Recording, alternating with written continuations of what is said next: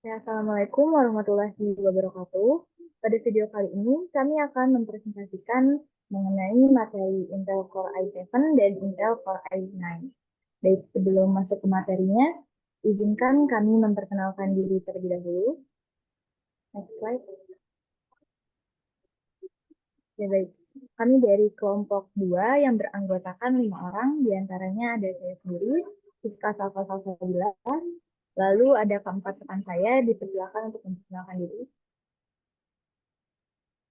Perkenalkan, nama saya Hanifatul Fazila Dunurgian. Perkenalkan, saya Fadia Lucia Ananda. Perkenalkan, nama saya Fitria Sinur Fatimah. Perkenalkan, nama saya Safi Suliana.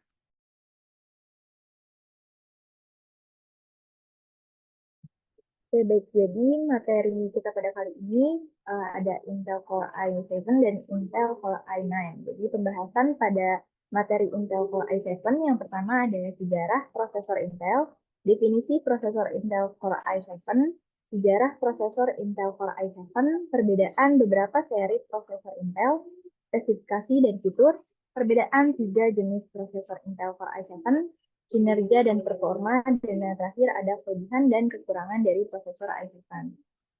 Lalu pada materi Intel Core i9 terdapat definisi prosesor Intel Core i9, sejarah prosesor Intel Core i9, perbedaan beberapa seri prosesor Core i9, spesifikasi dan fitur, perbedaan tiga jenis prosesor Intel Core i9, kinerja dan performa, dan kelebihan kekurangan prosesor Intel Core i9.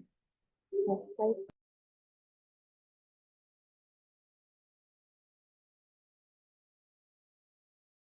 Oke, baik. Jadi sebelum masuk ke materi lebih lanjut, di sini saya akan menjelaskan terlebih dahulu mengenai sejarah prosesor Intel.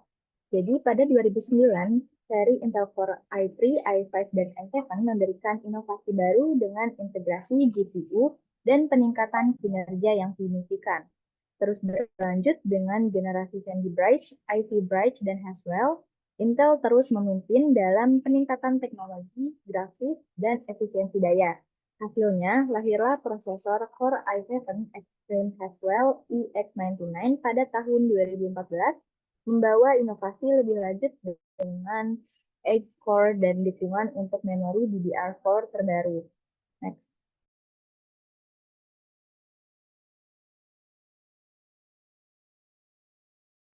Oke, baik. Pembahasan selanjutnya akan dijelaskan oleh Hani, dipersilakan.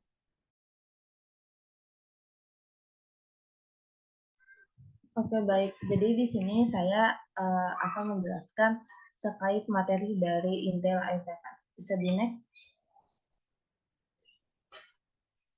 Oke, di sini kita perkenalan dulu ya tentang apa itu Intel Core i7. Jadi, Intel Core i7 adalah serangkaian prosesor canggih yang diproduksi oleh perusahaan teknologi Intel. Nah, prosesor ini dikenal karena kinerjanya yang tinggi dan dirancang untuk memenuhi kebutuhan komputasi yang berat seperti pengeditan video, pemrosesan grafis, dan permainan berat. Nah, Intel Core i7 ini menawarkan kombinasi inti dan read yang tinggi serta kecepatan clock yang baik dan berbagai teknologi inovatif seperti hyperthreading dan turbo boost untuk meningkatkan kinerjanya. Selain itu, Intel Core i7 ini memiliki 4 prosesor quad core dengan kecepatan 3,07 GHz pada masing-masingnya. Namun pada seri-seri tertentu prosesornya bisa berjumlah 6. Nah, prosesor ini memiliki kemampuan khusus yang mampu memecah 4 prosesor menjadi 8 bagian, sehingga proses kerja yang berat dapat dijalankan secara bersamaan. Nah, kemampuan ini memungkinkan penggunaan laptop untuk menjalankan berbagai proses dan aktivitas secara bersamaan, misalnya melakukan 3D rendering, video editing, dan juga animasi di waktu yang bersamaan. Next. Oke, di sini ada sejarah dari prosesor Intel i7. Yang pertama, jadi Intel Core i7 ini pertama kali diperkenalkan itu pada tahun 2008 sebagai bagian dari generasi Nehalem. Nah, sejak saat itu, lini produk Intel Core i7 ini terus berkembang dengan setiap generasi yang baru. Nah, berikut ada list dari sejarah Intel Core i7 ini. Yang pertama, pada tahun 2008 oleh Nehalem itu Intel Core i7 diluncurkan dengan arsitektur Nehalem dengan membawa perubahan signifikan seperti integrasi pengendali, memori langsung ke dalam prosesor dan pengganti FSB dengan QPI. Yang kedua, itu pada tahun 2010 oleh Westmere, ini generasi kedua Intel Core i7 membawa perbaikan kecil dan pembaruan teknologi dengan arsitektur Westmere. Kemudian pada tahun 2011 ini masuk ke generasi ketiganya, yaitu di Sandy Bridge, menandai kemajuan besar dalam teknologi prosesor dengan peningkatan performa dan efisiensi energi yang signifikan. Lanjut di tahun 2012, Intel melanjutkan inovasi dengan Bridge menawarkan peningkatan performa dan dukungan untuk teknologi baru seperti USB 3.0. Kemudian pada tahun 2013, Haswell membawa peningkatan efisiensi daya dan grafis integrasi yang lebih kuat serta dukungan untuk DDR419. Next.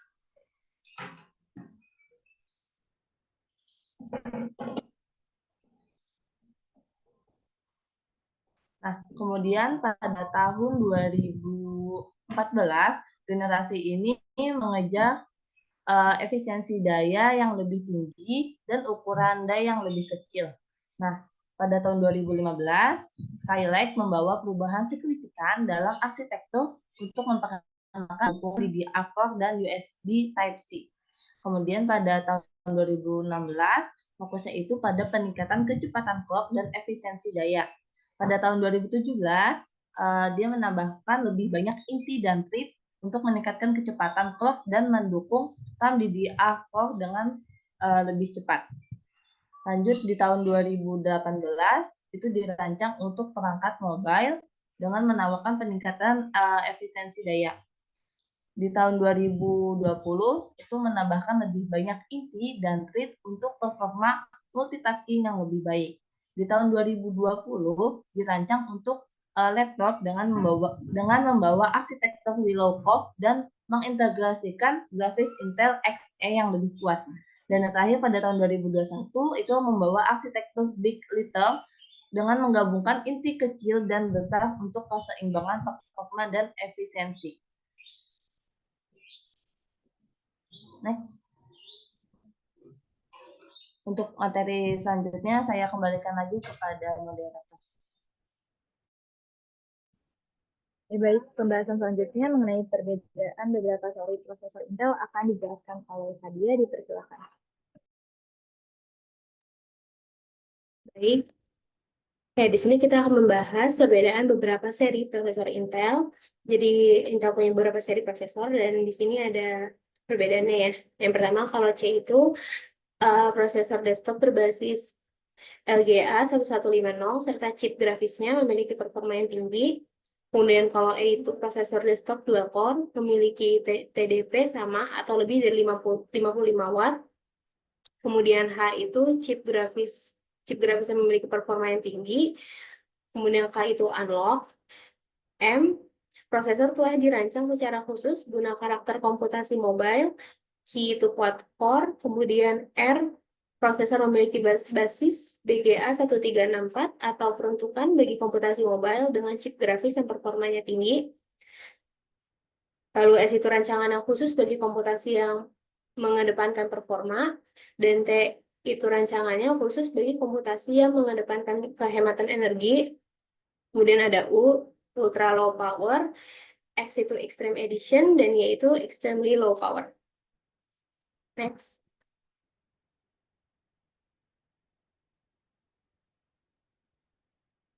Nah, di sini ada spesifikasi dan fitur dari Intel Core i7. Yang pertama, Intel Core i7 adalah prosesor dengan kemampuan yang lumayan tinggi dan juga mendukung hyper-threading. Yang kedua, Intel Core i7 menggunakan Intel HD Graphics yang mendukung pemrosesan grafis seperti game dengan beban berat, rendering 3D, dan yang lain-lain. Memiliki clock speed yang cukup tinggi sehingga kecepatan dan performanya lebih baik dibandingkan Core i3 ataupun Core i5. Dengan teknologi Intel QuickPath yang dimiliki Core i7 yang digunakan dalam mempercepat proses pembacaan data hingga 25,6 GB per detik. Kemudian Intel Core i7 juga memiliki cache yang lebih besar dibandingkan dengan i5, yaitu 8 MB yang tentunya akan semakin cepat dalam pengaksesan data. Dan yang terakhir, Core i7 ini cenderung lebih cepat panas dalam penggunaannya, dan harga laptopnya untuk prosesor ini juga terbilang mahal kisaran 12 juta ke atas. Next.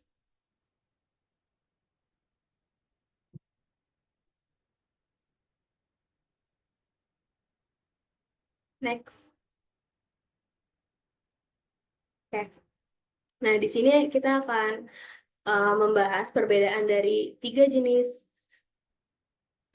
prosesor Intel Core i7.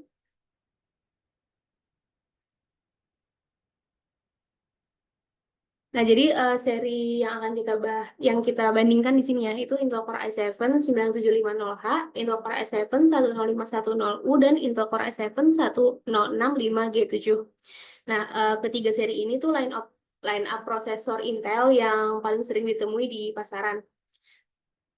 Nah, jadi untuk perbedaannya ada di spesifikasi, penamaan, sama di konsumsi dayanya.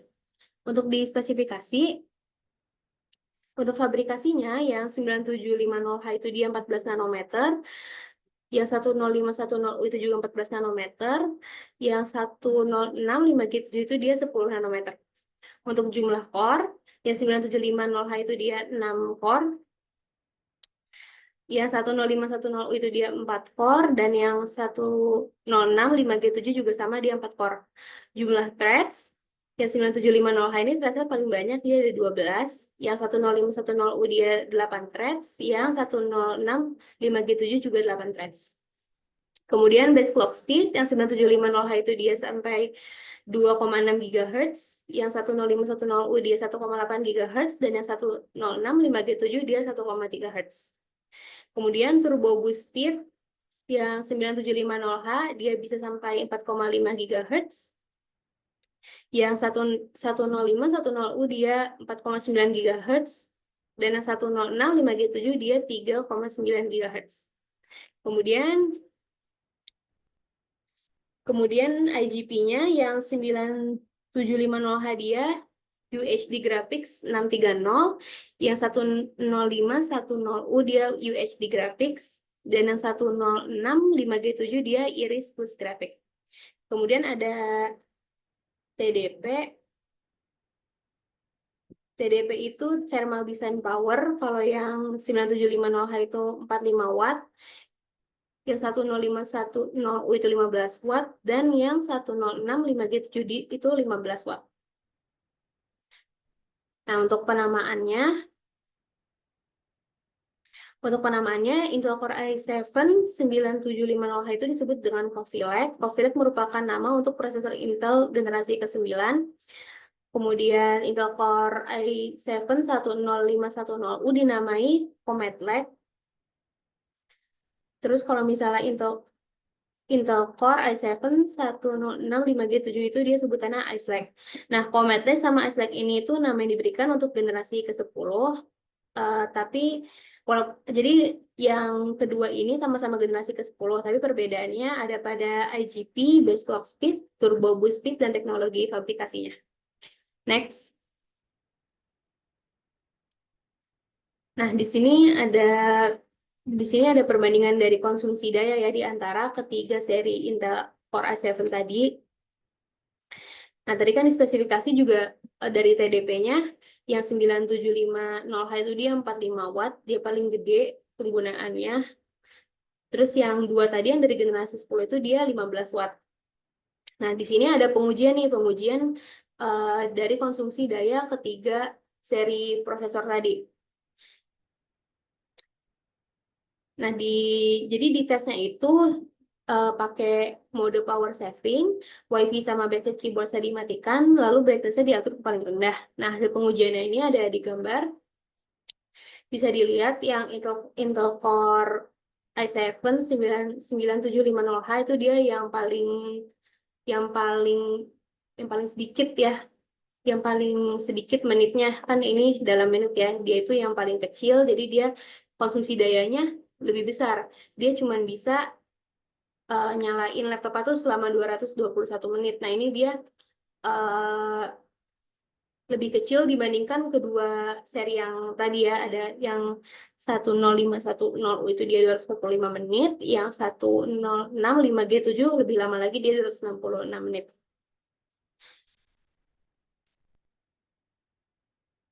Oke, untuk materi selanjutnya saya kembalikan lagi ke moderator.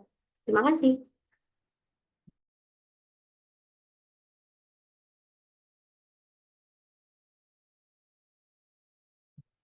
Baik, mengenai pembahasan selanjutnya akan dijelaskan oleh Sophie, dipersilakan. Baik, terima kasih kepada moderator. Saya akan menjelaskan mengenai materi mengenai kinerja dan performa dari Intel Core i7 ya teman-teman.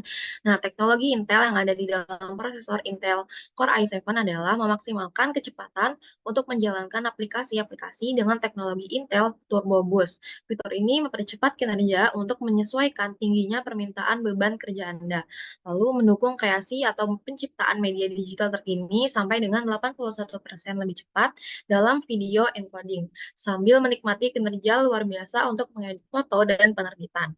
Lalu meningkatkan kecerdasan buatan atau AI sebesar 31% untuk karakter game dan physical realities untuk dunia game. Boleh di next? Lalu kemudian di sini ada perbandingan dari kinerja dan performa dari beberapa prosesor nih teman-teman. Nah, yang dibandingkan ini ada dari cache, clock speed, maximal TPD, memory type, Intel HD graphics, dan number of cores. Nih, di sini ada perbandingan dari beberapa prosesor. Saya akan membandingkan beberapa aja ya teman-teman. Di sini ada i7 820QM dan i7 640 UM. Nah, di sini kan di cache-nya dari 820 ini ada 8 MB Smart Cache. Kalau di 60 ini ada 4 MB Smart Cache. Lalu di clock speed-nya di 820 ini ada 1,73 GHz GHz dan di 640 ini ada 1,2 GHz. Lalu di max TPD-nya di 820 ada 45 watt dan di 640 ada di 18 watt. Lalu di memory type-nya di 820 ini ada DDR 310 66 per 1333 MHz dan di 640 ada di DDR 380 800 1066 MHz. Nah, lalu di Intel HD graphics-nya di 820 itu belum ada, lalu di i7 640 ini udah ada ya teman-teman. Lalu number of cores-nya juga di 800 prosesor 820 ini ada 4 number of cores, kalau di 640 ada 2. Oke, next. Lalu saya akan jelasin mengenai kelebihan prosesor i7. Yang pertama itu kelebihannya yaitu dia mendukung hyperthreading, lalu turbo boost maksimum overclocking otomatis berkisar antara 1,73 GHz sampai 3,33 GHz. Lalu L3 cache-nya ini ada di 8 sampai 12 MB. Lalu teknologi Intel QuickPath Interconnect yang berfungsi untuk mempercepat proses pembacaan data mencapai 25,6 GB per detik. Lalu di LGA socketnya ada di 1156, lalu ada Intel HD Graphics, lalu ada maksimal RAM sebesar 24 GB. Next. Lalu di sini ada kekurangan dari prosesor i7. Nah, prosesor Core i7 juga memiliki kekurangan, yakni harga jual yang lebih mahal. Prosesor Core i7 ini juga memerlukan spesifikasi hardware yang terbilang tinggi supaya dapat menunjang kinerja Core i7. Oke, buat materi selanjutnya saya kembalikan ke moderator. Terima kasih. Oke, baik. Selanjutnya kita masuk pada materi Intel Core i9. Next. Oke, saya akan menjelaskan mengenai definisi dari prosesor Intel Core i9. Nah, Intel Core i9 merupakan prosesor keluaran Intel yang diperkenalkan pada Mei 2017. Nah, Core i9 memiliki kecepatan yang lebih cepat lagi dibandingkan pendahulunya. Prosesor ini dirancang menggunakan arsitektur Coffee Lake. Lalu Intel Core i9 dikenal sebagai salah satu seri prosesor yang dianggap memiliki performa tangguh karena memiliki sejumlah kebaruan dibandingkan generasi sebelumnya. Nah, Intel Core i9 mampu menunjang pembuatan konten secara optimal hingga aktivitas gaming. Hal itu membuatnya bisa dimanfaatkan untuk membantu pekerjaan sehari-hari, menjalankan game, membuat konten, dan aktivitas multitasking lainnya. Next. Oke, selanjutnya saya akan menjelaskan mengenai sejarah prosesor Intel Core i9. Mikroprosesor seri Intel Core i9 adalah rilis yang paling terbaru dari deretan prosesor Intel. Ia diperkenalkan pada Mei 2017 untuk chip LGA 2066. Seri ini juga dikenal sebagai prosesor Intel Core X Series versi seluler berbasis soket VGA 1440 standar dirilis pada 2018, menampilkan 6 inti hyper-threaded dan cache 12 MB.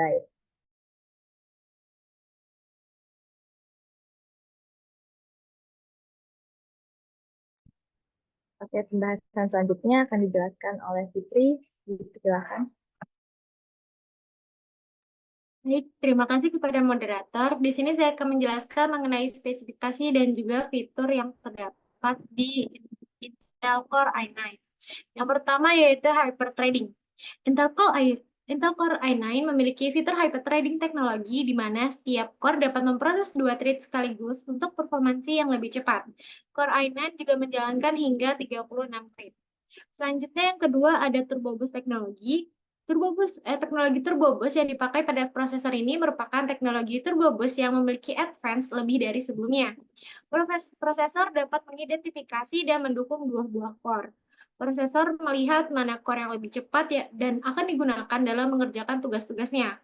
Pada seri Intel Core sebelumnya, sebelum ada prosesor yang dapat mendukung fitur ini. Yang ketiga yaitu penyeimbangan hierarki cache. Pada Core i9, jumlah cache ditingkatkan dan jumlah share memory dikurangi. Jumlah cache yang lebih banyak memungkinkan perangkat untuk menyimpan lebih banyak data, dan kapasitas yang diturunkan membuat alokasi data pada setiap cache menjadi lebih kecil. Proses komputasi pun juga akan berjalan lebih cepat. Dan yang terakhir yaitu Intel Optane Memory. Intel Optane Memory dapat mempercepat komputer menjadi lebih responsif. Caranya yaitu dengan mengingat apa saja dokumen atau aplikasi apa saja yang sering digunakan oleh user. Intel Optane tetap menyimpan ingatan mengenai aktivitas user bahkan ketika komputer sudah dimatikan.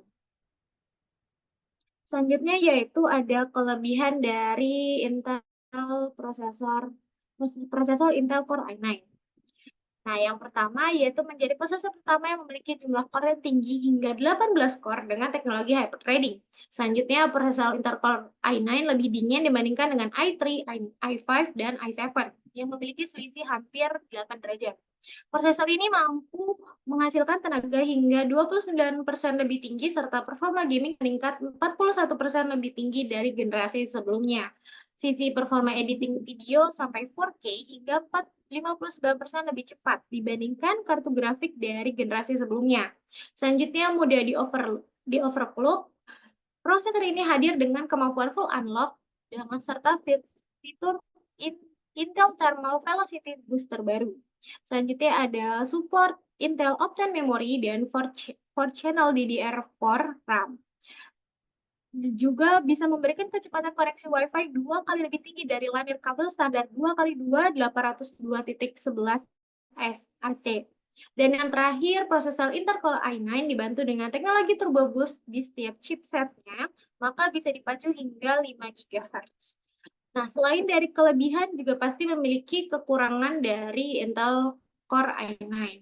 Nah, walaupun memiliki banyak fitur dan kelebihan, ada satu kekurangan dari prosesor ini. Kekurangannya itu tidak berada pada cara kerja Intel Core i9 itu sendiri, namun berada pada biaya produksi dan perangkat yang dapat menggunakannya.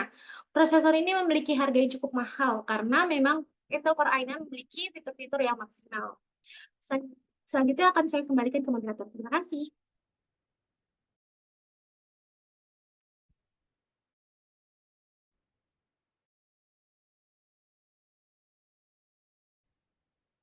Oke, baik. Karena semua pembahasannya sudah dijelaskan oleh saya maupun rekan Aib mengenai oleh karena itu, presentasi kali ini kami cukupkan. Kurang lebihnya mohon maaf. Terima kasih. Wassalamualaikum warahmatullahi wabarakatuh.